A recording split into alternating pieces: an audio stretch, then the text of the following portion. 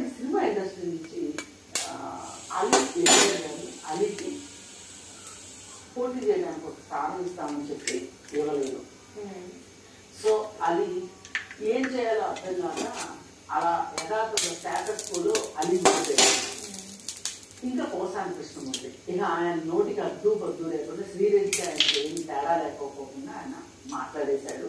ఆయన ఇంక సినిమా వాళ్ళు ఎవరు లేకపోయేసరికి జబర్దస్త్ వాళ్ళందరూ అటు పెట్టి ప్రచారం చేస్తుంటే ఎవరో కూడా ఒక సినీ కళ కావాల్సిందే అని చెప్పి ఈ శ్యామలు వచ్చారు. పట్టుకొచ్చి శ్యామలు కూర్చోబెట్టి బాగా ప్రాంప్టింగ్ ఇచ్చి, అంటే పరభాష సినిమాలో యాక్ట్ చేసేటప్పుడు ఆ పరభాషను నేర్చుకున్నంతగా తెలుగుదేశం పార్టీ గురించి వైఎస్ఆర్ పార్టీ గురించి ఆమె బాగా చెప్పి ఏమేమి మాట్లాడాలి ఎలా మాట్లాడాలి అని చెప్పి ఆఖరికి ఆమె చేత ఒక పెట్టకథ కూడా చెప్పించారు 5 డ్రీమ్స్ ఇంటర్వ్యూలో.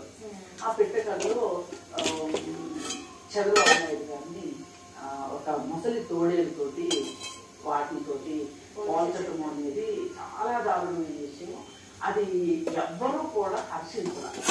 అలా చేసి దానిని ఆంధ్రప్రదేశ్లో ప్రచారం చేయడం ప్రచారం చేశాను. ఏం చెప్పిందంటే అస్సలు పవన్ కళ్యాణ్ గెలవడు, అక్కడ గెలిచేది వైఎస్ఆర్సీపీ ఆవిడే గెలుస్తుంది. ఆవిడ పొద్దున్న జనాల్లో ఉంటుంది, మధ్యాహ్నం జనాల్లో ఉంటుంది, రాత్రి జనాల్లో ఉంటుంది. అసలు ఆ పాపులారిటీ ఏంటి, అదేంటి వంగారు గీత గురించి. అసలు వంగారు గీత ఒక తెలిసిన నాయకురాలే, రాజకీయ నాయకురాలే.